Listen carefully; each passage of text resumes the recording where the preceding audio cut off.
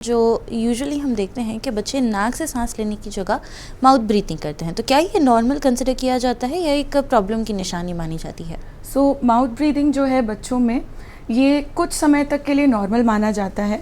जैसे कि सर्दी ज़ुकाम हो या बाहर के मौसम ठंडा हो, उस समय माउथ ब्रीदिंग करना नॉर्मल होता है। बट अगर यही प्रॉब्लम लंबे समय तक चल रही हो तो ये किसी अंदरूनी ईएनटी प्रॉब्लम, स्पेशली नोज़ की प्रॉब्लम का संकेत दे सकती है। जी, तो इसके कॉमन वजह की अगर हम बात करें तो कॉमन ऐसे रीजंस कौन से हैं जिस वजह से माउथ ब्रीथिंग होती है बच्चों में?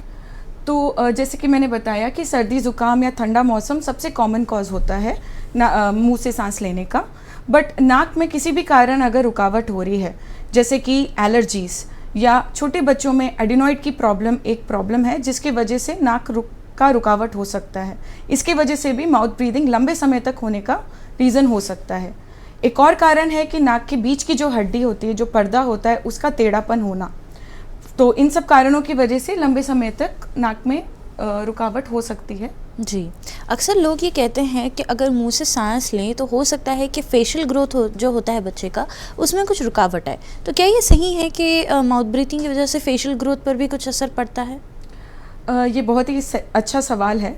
हालांकि जो ग्रोथ होती है वो सडनली इफ़ेक्ट नहीं होती है, बट अगर नाक की रुकावट को समय पे करेक्ट नहीं किया जाए और ये लंबे समय तक, यानी कि महीनों और सालों तक अगर नाक बंद ही रहे बच्चे का और बच्चा मुंह से सांस लेता रहे, इसके वजह से जो हमारे मुंह की जो ग्रोथ होती है उस पर इम्पैक्ट आ सकता है, जिसके वजह से हमारा जो पैलेट होता है, जिसको हम तारक भी बोलते हैं, वो ऊपर की तरफ खिंचने लगता है और आगे की तरफ लंबा हो जाता है।